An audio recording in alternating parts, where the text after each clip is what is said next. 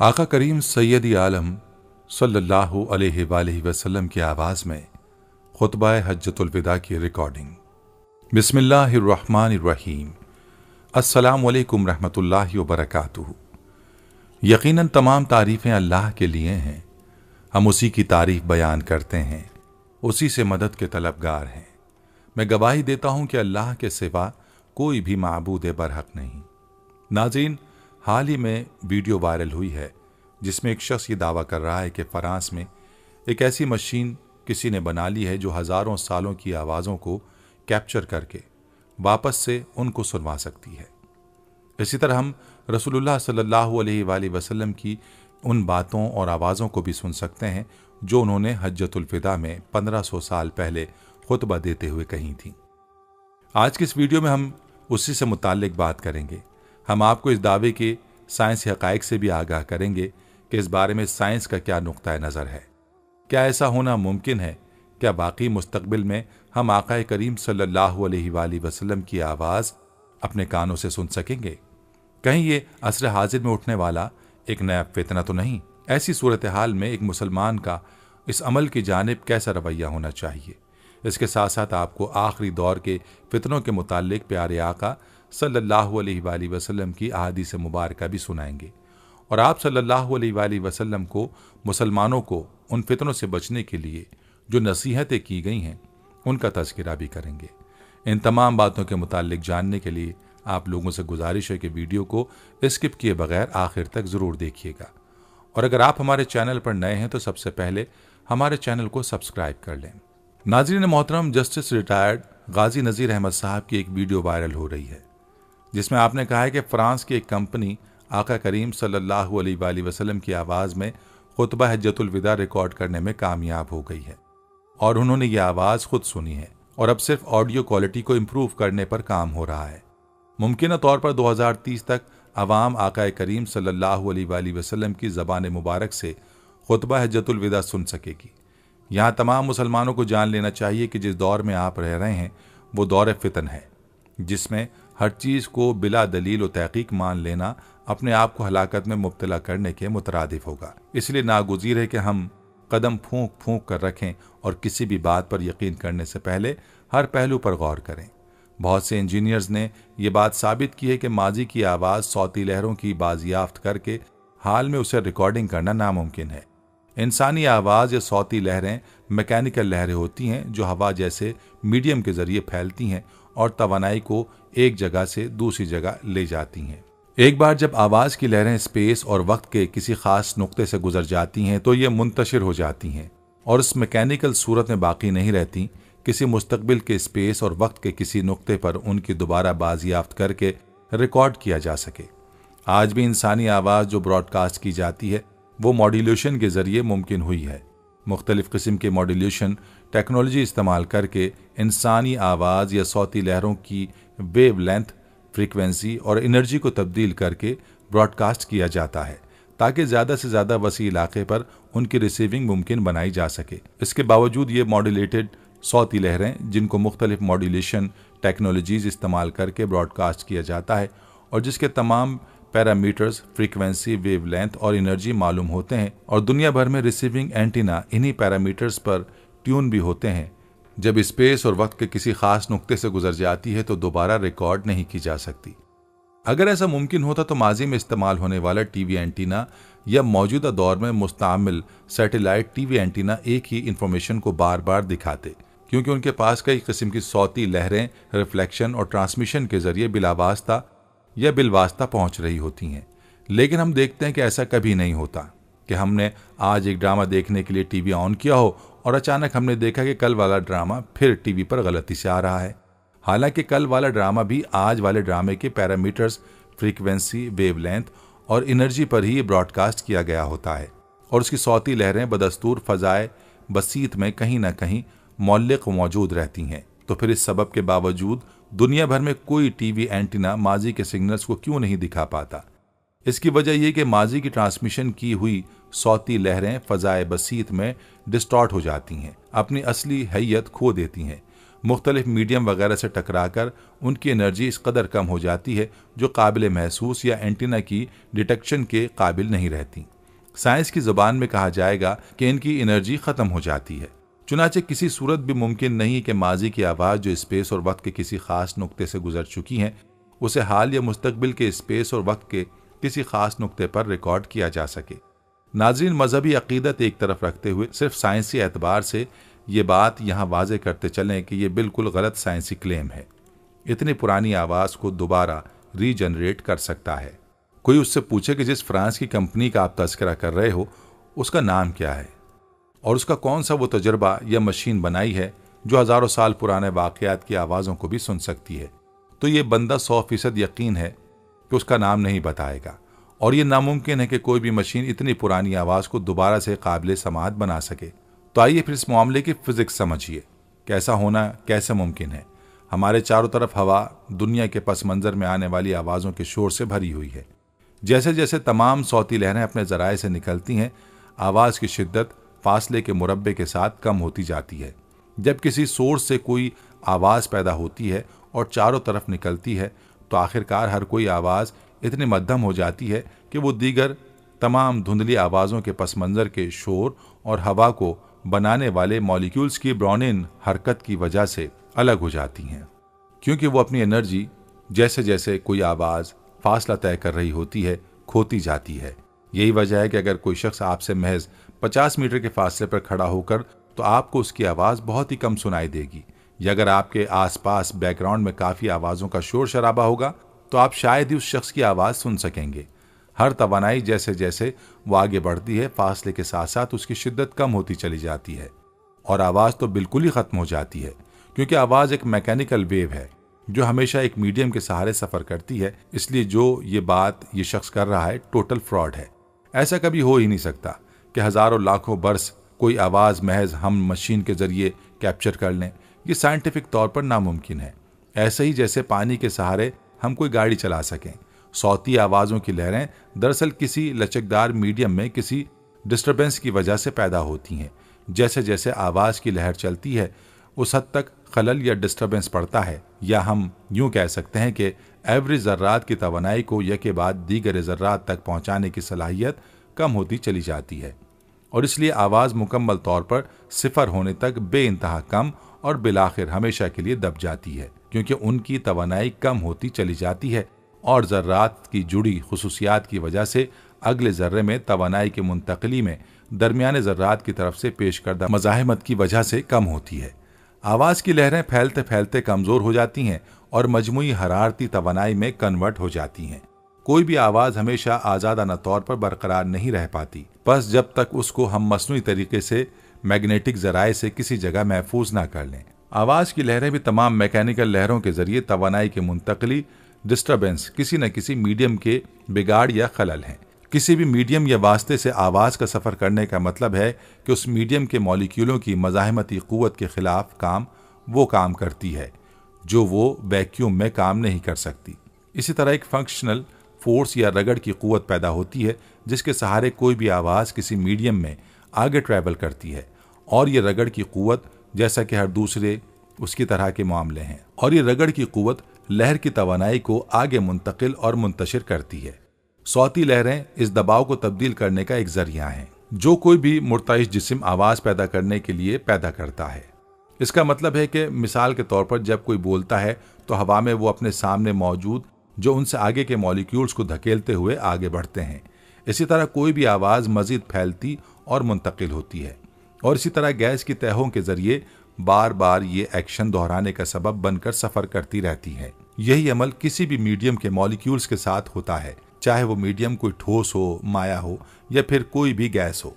यहाँ ये बात याद रहे कि किसी गैस के मीडियम से आवाज़ गुजर रही होती है तो उस गैस के इनफरादी रैंडम मूवमेंट मॉलिक्यूल एक बेतरतीब हरकत कर रहे होते हैं। लिहाजा आवाज़ की लहर का किसी मीडियम में फैलाव और मुंतकिल होना मॉलिक्यूल्स की रगड़ के दरमियान तसादुम का सबब बनता है। इससे वो अपनी हरकी और मख्फी या पोटेंशल तवानाई दोनों हासिल करेंगे, चाहे वो अगर ये ठोस या माया वास्ते के जरिए भी सफ़र करे। मॉलिक्यूल्स के जरिए हरकी तवानाई का हुसूल उस मीडियम का टोटल दर्जा हरारत बढ़ा देगा। इसलिए आवाज़ की लहर की मैकेनिकल तवानाई मुसलसल थर्मल तवानाई में तब्दील हो रही है और यूं उसकी मिकदार में कमी हो रही होती है। फिर जब यह आवाज़ एक मकाम पर पहुंच जाए जहां तमाम सौती लहरें, तमाम तवानाई हरारत में तब्दील हो जाएगी, तो लिहाजा आवाज़ की लहर मुंतशिर होकर आगे सफ़र करना बंद कर देगी, क्योंकि मुंतकिली के लिए फिर उसको ज़्यादा तवानाई नहीं मिलेगी। क्या रोशनी भी हमेशा के लिए सफ़र करती है या आखिरकार वो भी ख़त्म हो जाती है? नहीं, रोशनी हमेशा के लिए किसी भी जगह सफ़र कर सकती है जब तक कि वो किसी दूसरी सतह या चीज़ के अंदर जज्ब ना हो जाए। जैसे किसी सैयारे, ब्लैक होल वगैरह रोशनी की लहरों को हरकत करने के लिए मीडियम की ज़रूरत नहीं होती, क्योंकि वो बरकनतीसी या इलेक्ट्रोमैग्नेटिक लहर है। वो खिला या वैक्यूम से गुजर सकती हैं। इससे कोई फ़र्क नहीं पड़ता कि एक रोशनी की लहर वैक्यूम में कितनी देर तक सफ़र करती है। ये कभी भी मुंतशिर नहीं होती है, क्योंकि किसी और चीज़ के साथ तामुल नहीं कर रही होती। यही वजह है कि हम उन कहकशाओं को भी देख सकते हैं जो हमसे 1 अरब नूरी साल दूर हैं। ताहम बहुत दूर से आने की वजह से रोशनी की लहर फैल जाएगी और कायनात के फैलाव की वजह से खला में सफ़र करते हुए तवानाई खो देगी, जिसके नतीजे में उसकी तादाद या फ्रीक्वेंसी में कमी वाक़ होगी। उसे रेड शिफ्ट कहा जाता है, क्योंकि रोशनी को स्पेक्ट्रम के सुर्ख हिस्से की तरफ शिफ्ट होते देखा जाता है।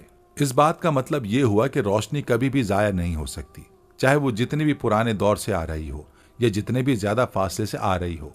तकरीबन 13.8 बिलियन साल तक खला में सफ़र करने के बाद माइक्रोवेव बैकग्राउंड लहरें, जो कभी बिग बैंग के फौरन बाद मरई रोशनी के तौर पर मौजूद था, माइक्रोवेव्स में तब्दील हो गई हैं और अब यही लहरें हमें एक बिग बैंग होने के वाक़े का सबूत मुहैया करती हैं।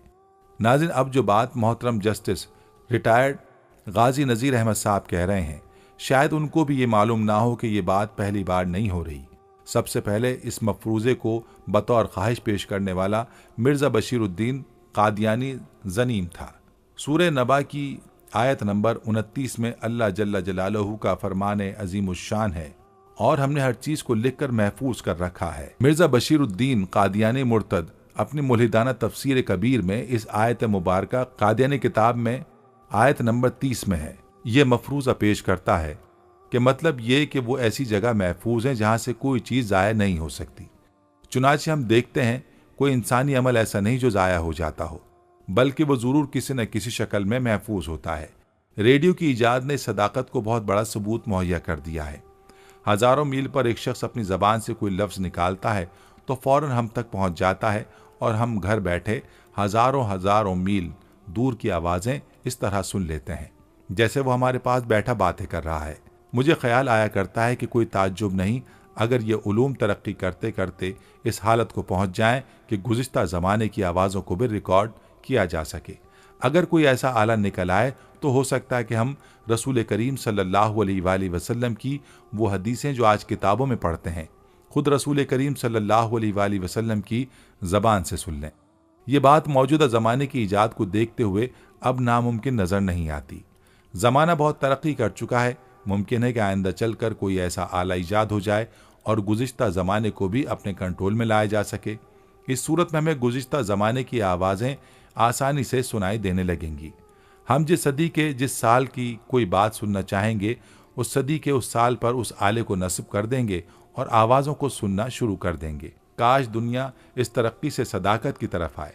चुनांचे यहाँ पर सबसे अहम बात जिसे मलूज़ खातिर रखना चाहिए वो ये कि आक़ाए करीम सल्लल्लाहु अलैहि वसल्लम की आवाज़ मुबारका को तलाश और रिकॉर्ड करके मिर्ज़ा बशीरुद्दीन कादियानी मुर्तद ज़नीम का दुनिया को किस सदाकत की तरफ बुलाना मकसूद है।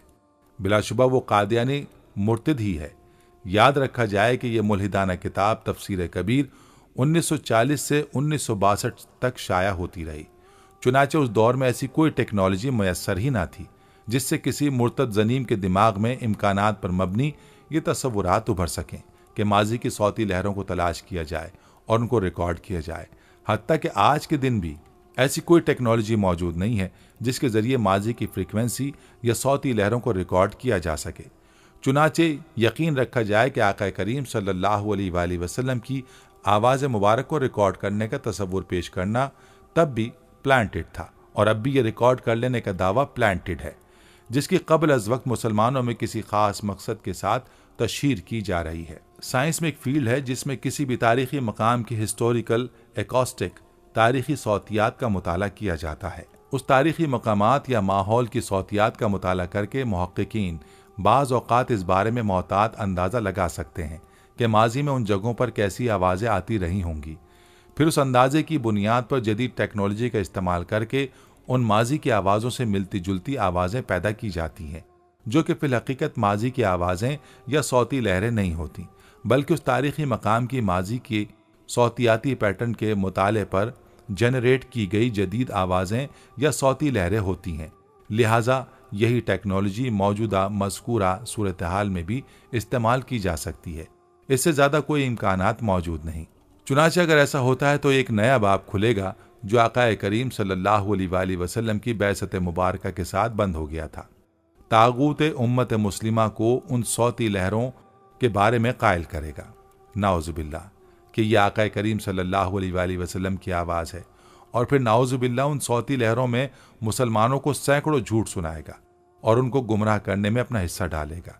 नाज़रीन, बहरहाल अगर एक लम्हे के लिए मान भी लिया जाए कि आवाज़ फना ना हो और रिकॉर्ड भी मुमकिन हो, तो भी ये कैसे साबित होगा कि आक़ाए करीम सल्लल्लाहु अलैहि वसल्लम की ही आवाज़ मुबारका है। इसके लिए सहाबा किराम की गवाही की भी ज़रूरत है, जो नामुमकिन है। और फ्रांस के गोरों ईसाइयों को क्या ज़रूरत पड़ी कि खुतबा हज्जतुल विदा की रिकॉर्डिंग हम तक पहुँचाए। ईसाइयों को इतना ही शौक़ है तो हज़रत सैयदना ईसा अलैहिस्सलाम का खुतबा रिकॉर्ड कर लें कि यानी मेरे बाद एक नबी आएगा जिसका नाम अहमद मोहम्मद सल्लल्लाहु अलैहि वसल्लम है, ताकि सारे ईसाई हुजूर का कलमा पढ़ें। हम इस खुतबा हज्जतुल विदा यानी अपनी तरफ से बनाए हुए उस खुतबे की ज़रूरत नहीं, क्योंकि अल्हम्दुलिल्लाह हमारे पास सही सनद के साथ खुतबा हज्जतुल विदा हदीस की सूरत में मौजूद है, और हम हदीस का वैसा ही अदब करते हैं जो आक़ाए करीम सल्लल्लाहु अलैहि वसल्लम की ज़बान अक़दस से निकली हुई आवाज़ मुबारका समात करने में करते हैं। लिहाजा तमाम दोस्तों से गुजारिश है कि इस मसले के बारे में तमाम मुसलमानों को बाज़ाब्ता तालीम दी जाए, ताकि उनको इस मुमकिना दजल से बचाया जा सके। फितना अपनी प्लानिंग सदियों की करके बैठा है, जबकि अपने आप को रसूलुल्लाह सल्लल्लाहु अलैहि वसल्लम के इल्म नबूवत के वारिस कहने वाले उलमा बदकिस्मती से गैर सियासी बनकर बैठे हैं, और गैर सियासी अज़हान जहालत की आमाजगा के सिवा कुछ नहीं हो सकते, जो आम मुसलमानों को हर किस्म के नज़रियाती शिकारी का आसान शिकार बना देते हैं। नाज़रीन, यहाँ आपको आखिरी दौर के फितनों के मुतालिक कुछ अहादीस मुबारका सुनाते चलें। रसूलुल्लाह सल्लल्लाहु अलैहि वसल्लम ने जैसे इबादात, मामलात, अखलाक और हुस्न माशरत से मुतालिक तालीम दी है, इसी तरह फितनों से भी आगाह फरमाया है। और फितने के ज़माने से मुतालिक भी बहुत सारी रिवायात हैं, हिदायत हैं, और ये फितने क़ुर्ब क़यामत में इतने बढ़ जाएंगे जैसे अंधेरी रात की तारीकी होती है। और इन फितनों के मुख्तलिफ असबाब हुआ करते हैं। फितना किसे कहते हैं, इसके मुख्तलिफ मफ़हूम ज़िक्र किए गए हैं। आजमाइश को भी फितना कहते हैं, इम्तहान, माल और दौलत को भी फितना कहा गया है। गुमराह करना और गुमराह होना, इस पर भी फितने का इतलाक़ होता है। किसी चीज़ को पसंद करना और उस पर फरेफ्ता हो जाना, ये भी फितना है। लोगों की राय में, नज़रियात में इख्तिलाफ, ये भी फितना है। जिस दौर से हम गुजर रहे हैं उस दौर में तकरीबन ये सारी चीज़ें पाई जा रही हैं, इसलिए इसे भी दौर फितन कहा जाता है। और नामालूम के आइंदा मज़ीद क्या क्या फितने रूनुमा होंगे। हमारी जिम्मेदारी बनती कि हम ऐसे मौक़े पर रसूलुल्लाह सल्लल्लाहु अलैहि वसल्लम की तालीमात को अपनाने वाले बने। आप सल्लल्लाहु अलैहि वसल्लम की हिदायत और तालीमात के मुताबिक अपनी इस्लाह की कोशिश करें, और ये हिदायत दूसरों तक पहुँचाने की कोशिश करें जो अमली तौर पर उन फितनों का शिकार हैं। नाज़रीन, सबसे पहले बात करते हैं क़यामत की निशानियों के मुतालिक, जो हमें आजकल के हालात में पूरी होती नज़र आ रही हैं।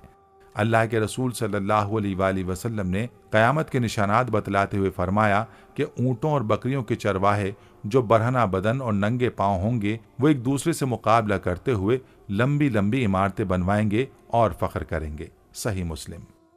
आज रियाद शहर में इमारतों का ये मुकाबला अपने उरूज पर पहुँच गया है।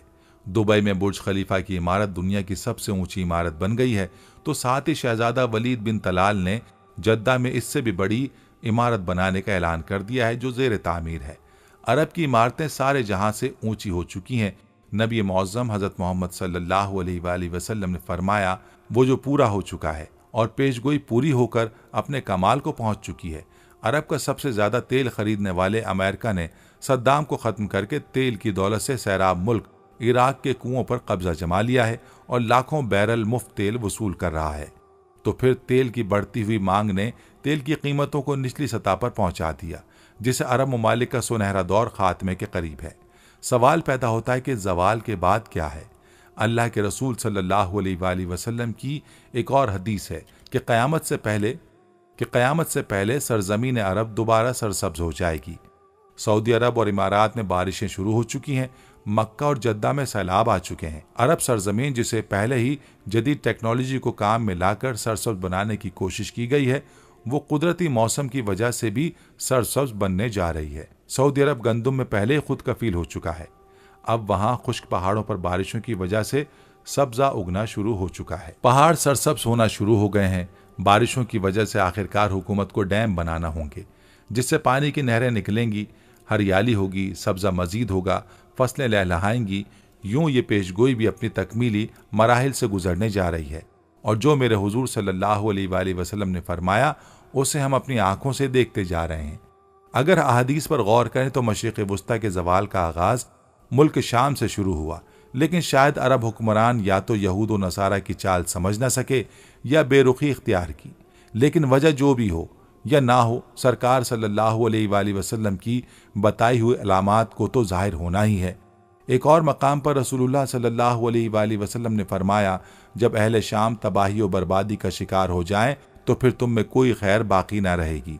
अहादीस मुबारका की रूह से शाम और अहले शाम से उम्मत मुस्लिमा का मुस्तकबिल वाबस्ता है। अगर मुल्क शाम ऐसे ही बर्बाद होता रहा तो पूरी उम्मत मुस्लिमा की भी खैर नहीं। वैसे तो 90% बर्बाद हो चुका है। पिछले कई सालों से होने वाली खून रेजी में लाखों बेगुनाह बच्चे, बूढ़े, औरतें शहीद और लातादाद दूसरे मुल्कों की सरहदों पर जिंदगी की भीख मांगते हुए शहीद हो रहे हैं और उतनी ही तादाद में जख्मी या माजूर हो चुके हैं। लिहाजा शाम मुकम्मल तबाही के बाद अब नज़ा की हालत में है। इस हदीस के हिसाब से अरब ममालिक के सुनहरे दौर के खात्मे की अहम वजह मुल्क शाम के मौजूदा हालात हैं।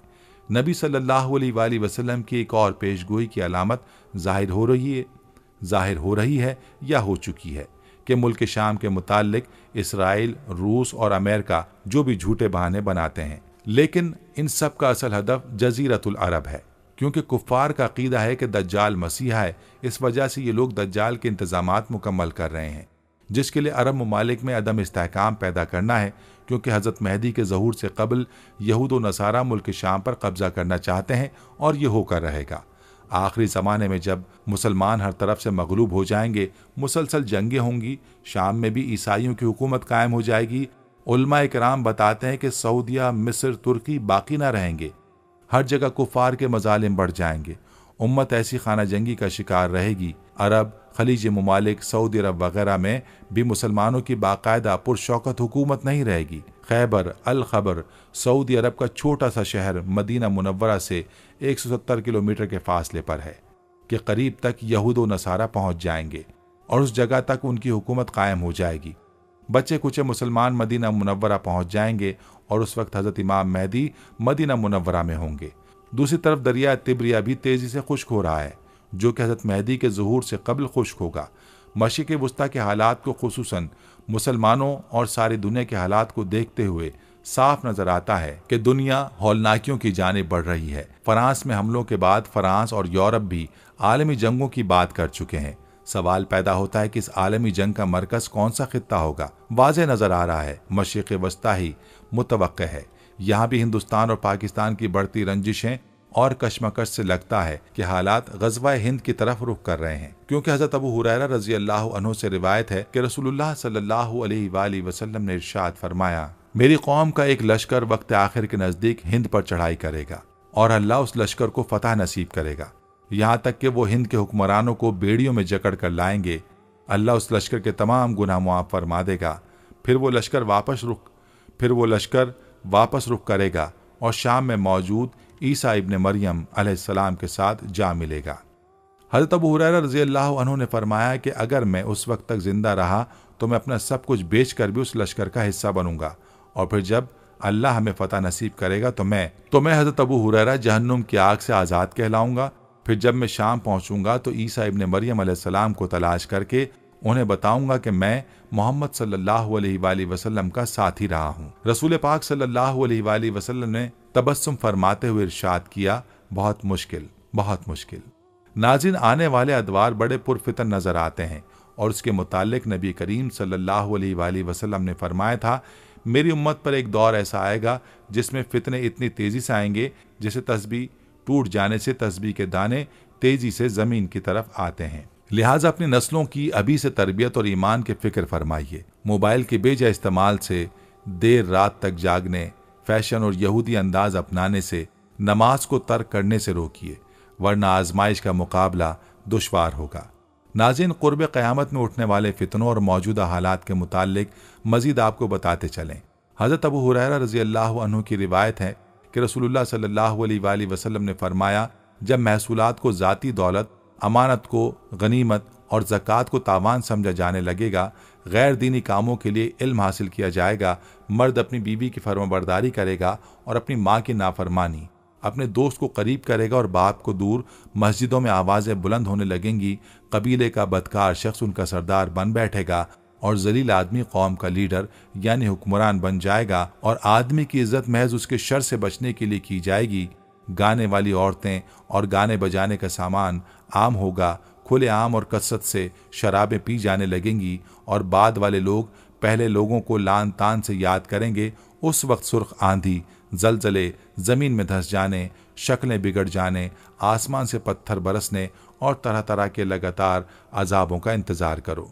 ये निशानियां यके बाद दीगरे यूं जाहिर होंगी जिस तरह किसी हार का धागा टूट जाने से गिरते मोतियों का तांता बंध जाता है। आका सल्लल्लाहु अलैहि वसल्लम रिवायत करते हैं और फरमाते हैं कि एक ज़माना वो आएगा जब मेरी उम्मत में लोग हुक्मरान और लीडर महसूलात को यानी कि आमदनी को जब लोग जाती दौलत समझकर खाने लग जाएंगे, कौम टैक्स दे देगी, खजाने में टैक्स का सरमाया जमा होगा और हुक्मरान बददियानत, खाइन, हरामखोर होंगे, वो जाती दौलत की तरह उसको हड़प कर जाएंगे। वो ज़माना आएगा और इस तरह फरमाया, और अमानत को माल गनीमत समझ के खाया जाएगा। वो अमानत जो कौम की अमानत है, आपका माल है। अगर पाकिस्तान है तो 18 करोड़ गरीबों का माल है, आपकी अमानत है। हुक्मरान जब बरसर इक़्तिदार आएंगे तो कौम की अमानत को माल गनीमत, लूटा हुआ माल जंग समझकर खा जाएंगे और मुआशरे के लोग ज़कात को तावान समझने लगेंगे, ज़कात देने से कतराएंगे, उसे तावान समझेंगे, गिनती करेंगे कि कम ज़कात देनी पड़े। आप देखते आइए, मेरे आका का एक कलमा कानों से सुनते आइए और दिलों में झांक कर अपने और उस मुआशरे के अहवाल का तज्जिया करते चले आइए। 1500 साल पहले यूं लगता है कि आज का ज़माना मुस्तफ़ा अलैहिस्सलाम की आंखों के सामने था। हमारे अहवाल को देख रहे थे, हमारी क़ल्बी कैफियत को देख रहे थे, हमारी ख़यानतों को, बददियानतियों को देख रहे थे, हमारी लूट मार, करप्शन को देख रहे थे। आक़ाए दो जहां सल्लल्लाहु अलैहि वसल्लम, ये मेरे कलिमात नहीं, ये आका सल्लल्लाहु अलैहि वसल्लम के फरमुदात हैं। नाज़रीन, अहादीस की कुतुब में किताबुल फितन एक मुस्तकिल उन्वान है जिसमें दौर फितन से मुताल्लिक़ कसीर रवायात मौजूद हैं। मन जुमला उन रवायात के एक रिवायत हज़रत अब्दुल्ला बिन उमरो रज़ी अल्लाह अन्हुमा से मनक़ूल है। वो इरशाद फरमाते हैं कि हम रसूलुल्लाह सल्लल्लाहु अलैहि वसल्लम के पास बैठे हुए थे।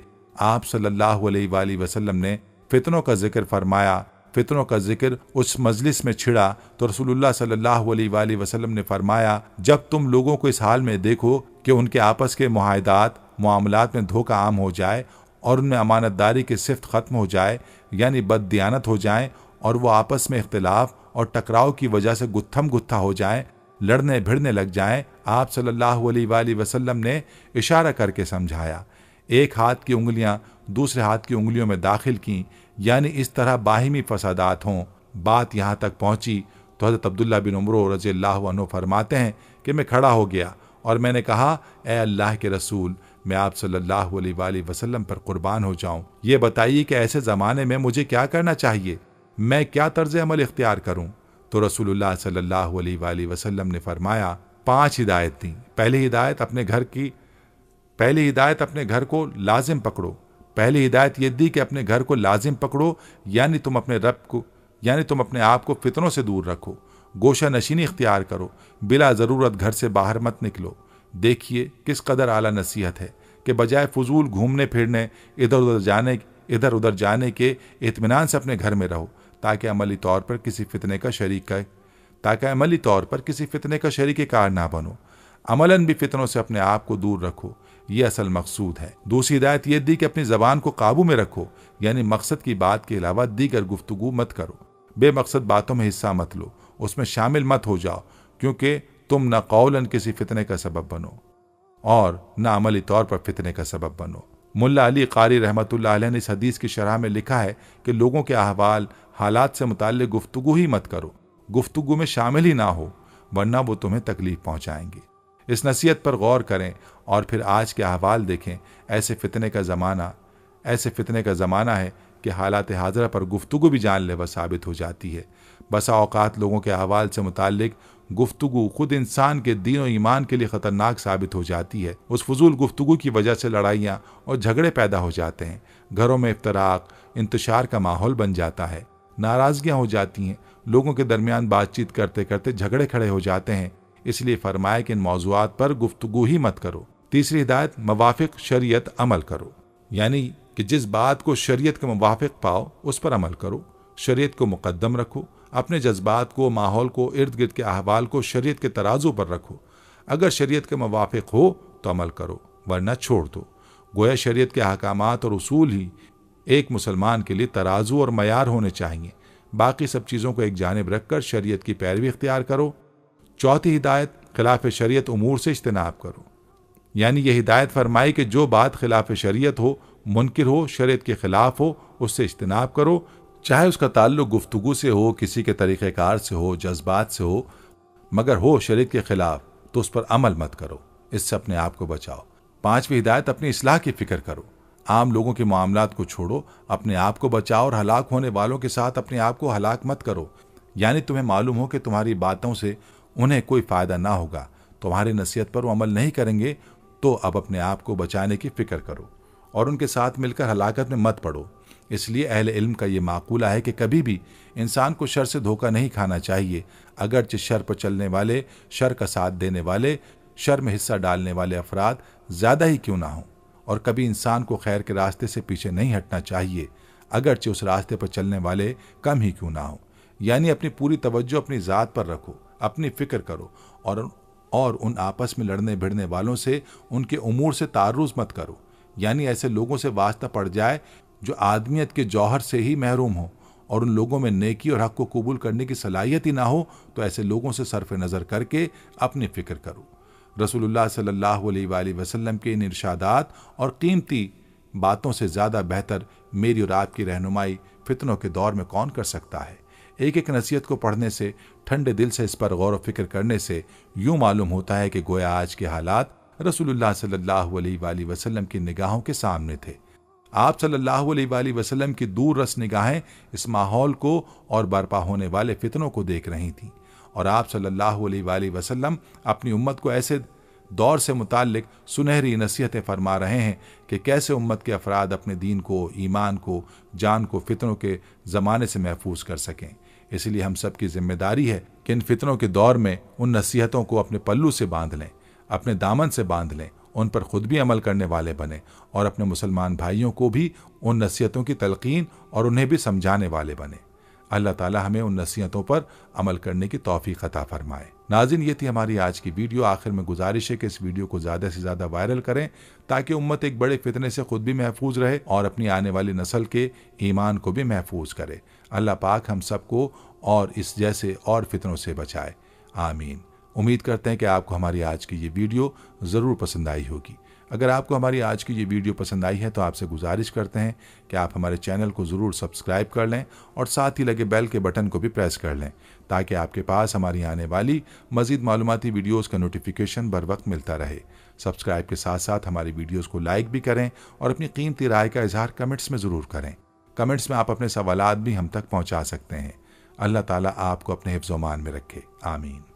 आखिर में प्यारे दोस्तों, हर वीडियो के इख्तिताम में हमने एक दुआ का सिलसिला शुरू किया हुआ है। जो भी इस दुआ में शामिल होगा, मेरा दावा है कि अल्लाह पाक उसकी तमाम जायज हाजात को पूरा करेंगे। अपनी दुआ का आगाज दुरूद इब्राहिमी से करते हैं। आप सब दोस्त और बहनें पहले मेरे साथ मिलकर दुरूद पाक पढ़ लें और कमेंट्स में आमीन लाजमी लिखिएगा। अल्लाह पाक उस आमीन को लिखने की बरकत से आपकी और मेरी तमाम जायज हाजात को पूरा फरमाएंगे। दुआ का आगाज करते हैं। बिस्मिल्लाहिर्रहमानिर्रहीम। अल्लाहुम्मा सल्ली अला मुहम्मदिन व अला आलि मुहम्मदिन कमा सल्लैता अला इब्राहीम व अला आलि इब्राहीम इन्नका हमीदुम मजीद। अल्लाहुम्मा बारिक अला मुहम्मदिन व अला आलि मुहम्मदिन कमा बारकता अला इब्राहीम व अला आलि इब्राहीम इन्नका हमीदुम मजीद। तमाम हम्द व सना रब्बे जुल जलाल के लिए हैं, जिसकी रहमत से नाउमीदी नहीं, जिसकी नेमतों से दामन खाली नहीं, जिसकी मग़फ़िरत से मायूसी नहीं और जिसकी रहमतों का फैज़ान कभी नहीं रुकता। ऐ अल्लाह पाक, ऐ अल्लाह तू पाक है, तेरा शुक्र अदा करते हैं इस इकरार के साथ कि तेरे सिवा कोई माबूद नहीं, तू सबसे बड़ा है, तेरा कोई शरीक नहीं और ना ही कोई हमसर है। जमीन व आसमान पर जितनी भी मखलूकात हैं, तू सबका मालिक है और तू ही सबका पालने वाला है। ऐ अल्लाह पाक, बिलाशुबा तू हमसे मोहब्बत करता है। यही वजह है कि तूने हमें ईमान की दौलत से नवाजा और हमें अपने महबूब सल्लल्लाहु अलैहि वालैहि वसल्लम का उम्मती बनाया। या अल्लाह, अपने प्यारे हबीब पाक सल्लल्लाहु अलैहि वालैहि वसल्लम के सदक़े हमारी जिंदगियों को पुरसुकून और आसान बना दे। या इलाही, हम सब के गुनाह मुआफ़ फरमा दे, हम सबको आबिद और सहर खेस बना दे, हम पर राज़े शौक़ आश्कार करते, हमें गुलामी मुस्तफ़ा सल्लल्लाहु अलैहि वालैहि वसल्लम से सरफराज फरमा दे। हमारे दिलों की वीरान बस्ती को अपनी रहमत से आबाद करते और हमें उस रास्ते पर हमेशा कायम रख जो नबी पाक सल्लल्लाहु अलैहि वालैहि वसल्लम ने बतलाया है। या अल्लाह पाक, हम सबको सच्चे दिल से तौबा करने की तौफीक अता फरमा दे। ऐ रब्ब रहीम, हम गुनाहों की दलदल में डूब गए हैं, हम बदकारियों की मस्तियों में गिर पड़े हैं, हम मायूसियों के अंधेरों में भटक रहे हैं, रहमत इलाही से खुद ही रूठ गए हैं। ऐ अल्लाह, हम निदामत के आंसुओं से नाआशना हैं, हम एक सच्ची तौबा के तलबगार हैं। ऐ अल्लाह पाक, अपनी रहमत से हमें वो सच्ची तौबा अता फरमा। ऐ परवरदिगार, हमें हमारे वालिदैन को, हमारे अहल व अयाल को, हमारे आबा व अजदाद और हमारी आने वाली नस्लों को अपनी आफियत अता फरमा। हम सबको बेहिसाब रिज़्क़ अता फरमा, हम सबको हासिदों की हसद से बचा। दोनों जहानों के मालिक, जब हम थक जाएं तो हमें आराम पहुंचाना, जब मुश्किलें भर जाएं तो आसानी बन जाना, जब हम कमजोर पड़ जाएं तो हमारी ताकत बन जाना, जब हम दुख और तकलीफ में हों तो हमारा मरहम बन जाना, जब हम मायूस हो जाएं तो हमारा भरोसा और यकीन बन जाना, जब हम भूख से निढाल हो जाएं तो तेरी याद ही हमारी गिज़ा बन जाए, जब हर तरफ बेचैनियां भर जाएं तो ऐ पाक परवरदिगार हमारा सुकून बन जाना, जब हमारे अंदर मायूसी का अंधेरा भरने लगे तो उम्मीद की रोशनी बन जाना, जब हर चीज हमारे लिए नामुमकिन हो जाए तो हर चीज को अपने खास फजल व करम से मुमकिन बना देना। ऐ अर्ज़ व समा के मालिक, तू गफूर है, तू रहीम है, हम सब की तौबा कबूल करना, हमारे सगीरा कबीरा गुनाहों को धो दे, हमारे दिलों को हिदायत अता फरमा, हमारी जुबान को दुरुस्तगी और नरमी अता फरमा, हम सबको गुनाहों से बचा और नेक अमाल करने की तौफीक अता फरमा। ऐ अल्लाह, जिस तरह तू बारिश बरसाकर सूखी जमीन की प्यास बुझाता है, उसी तरह अपनी रहमत से हमारे दिलों को भी सैराब कर दे। बेशक तू बड़ा मेहरबान और निहायत रहम करने वाला है। ऐ परवरदिगार, हम सबको हर उस नेमत से सरफराज फरमा जिसमें हमारे लिए खैर व बरकत हो, इज्जत व वक़ार हो, राहत व सुकून हो, सेहत और तंदुरुस्ती हो, तरक्की हो, खुशहाली हो और दुनिया और आखिरत की भलाई हो। ऐ हमारे अल्लाह, हमारी जिंदगियों को मोहब्बत का उन्मान बना दे कि हम सबसे ज्यादा तुझसे मोहब्बत करें, तुझको फौकियत दें, तेरी इबादत करें, तेरा हुक्म माने, तेरे बताए हुए रास्ते पर चलते रहें यहां तक कि हमारी जिंदगी तमाम हो जाए और तू हमें अपने नूर से ढांप ले, वो नूर जो हमारे सीने को मुनव्वर कर दे, वो नूर जो कब्र को रोशन कर दे, वो नूर जो पुले सिरात पर रोशनी बन जाए। ऐ हमारे रब, हमको भी उन खुश नसीबों में शामिल फरमा जिनकी तौबा तू कबूल करता है, जिनके गुनाहों को तू अपने फजलो करम और रहमत से नेकियों में तब्दील करता है। या अल्लाह, हमारे पास कोई अमल नहीं है, हमें सिर्फ तेरी रहमत का आसरा है। ऐ परवरदिगार, हमें अपनी रहमत में ढांप ले। ऐ बुलंदियों के बादशाह, ऐ रब्बे कायनात, हमारे दिल और हमारे कदम अपनी रजा की तरफ फेर दे। या अल्लाह, हमें वो अक्ल दे जो तस्लीम व रजा में जाए, हमें वो दोस्त दे जो मंजिल तक हमारा साथ दे, हमें वो निस्बतें अता कर जो तुझे मंजूर हैं। या अल्लाह, अपने महबूब पाक सल्लल्लाहु अलैहि वसल्लम की हमारे दिलों में मोहब्बत अता फरमा। या इलाही, इस दौर में और आने वाले दौर में हम सब पर मेहरबानी फरमाना। या अल्लाह, हमारे दिलों को गफलत से दूर कर दे और हमको आखिरत की तैयारी की फिक्र अता फरमा। इस दुनिया में और इस जिंदगी में अपने नबी पाक सल्लल्लाहु अलैहि वसल्लम का ताबेदार और मती हमको बना दे ताकि क़यामत में जिल्लत और रुसवाई ना हो। या अल्लाह, अपने मोमिन और मुखलिस बंदों के साथ हमारा हशर फरमाइए और दोज़ख के अजाब से हम सबको अपनी पनाह में रखना। ऐ पाक परवरदिगार, हमको आमाल सालिहा की तौफीक अता फरमा और अपनी रहमत से हमसे वो काम ले जिससे तू राजी हो और उन सब कामों से बचा ले जिनसे तू नाराज हो। या अल्लाह, शैतान की गुमराहियों से हम सबको कामिल तौर पर महफूज रख। ऐ रब्बे करीम, हमारे हाथ तेरे सामने फैले हैं, इनको अपनी शान के मुताबिक खैर और बरकत और दुनिया और आखिरत की हर तरह की भलाई और कामयाबी से भर दे। ऐ अल्लाह, हमें हर वो चीज अता फरमा जिसकी हमें जरूरत है। अल्लाह पाक, हमें अपने सिवा किसी का मोहताज ना फरमाना। ऐ बहुत बड़ी शान वाले, हमें बाइज्जत और बेहतरीन सेहत के साथ उम्र तवील अता फरमाना और हमेशा अपने हिफ्ज़ व अमान में रखना। या अल्लाह, खाविंद और बीवी को एक दूसरे के हुकूक अदा करने की तौफीक अता फरमा। औलाद को वालिदैन का फर्मा बरदार बना दे। भाई भाई से नाराज हैं, इनकी आपस की नफरतें खत्म कर दे। ऐ मालिक, जो बच्चे बिगड़े हुए हैं उनको राह रास्त पर चलने की तौफीक अता फरमा। ऐ अल्लाह, हमने जिन लोगों के हुकूक देने हैं या हमने जिनकी गीबत या चुगली की है उन्हें अपनी बारगाह में से इतना दे और ऐसी जज़ा और सवाब से नवाज दे कि रोज़े क़यामत हमसे बदला लेने की तरफ तवज्जो ही ना हो। ऐ पाक परवरदिगार, हमारे वालिदैन को सलामत रख, सेहत और तंदुरुस्ती के साथ तमाम ज़ौजैन में मोहब्बत बनाए रख, जिनके दरमियान नाराजगी है उसे दूर कर दे। या इलाही, जो बे औलाद हैं, औलाद की नेमत के लिए तड़पते हैं, उन्हें नेक और सालेह औलाद अता फरमा। जिनकी शादियां नहीं हुई हैं, जो बेटे बेटियां रिश्तों की आस लगाए बैठे हैं, अपने गैब के खजानों से ऐसे वसीले और रास्ते बना कि उन सबको नेक शरीक हयात मिले। या अल्लाह, जो मुसलमान परेशान हाल हैं, मुसीबत में हैं, अपनी लामहदूद रहमत और मेहरबानी से उनकी तमाम परेशानी, मुश्किल, मुसीबत और तंगी को दूर फरमा दे। ऐ अर्ज़ व समा के मालिक, हमारी टूटी फूटी दुआओं को ना देख, हमारा तुझ पे जो यकीन कामिल है उसको देख और आज हमारी तमाम दुआओं को, हाजतों को पूरा कर दे। हमें ऐसी मुआफ़ी दे दे जिसके बाद गुनाह से नफरत हो जाए। हमें ऐसी हिदायत अता फरमा जिसके बाद गुमराही ना हो।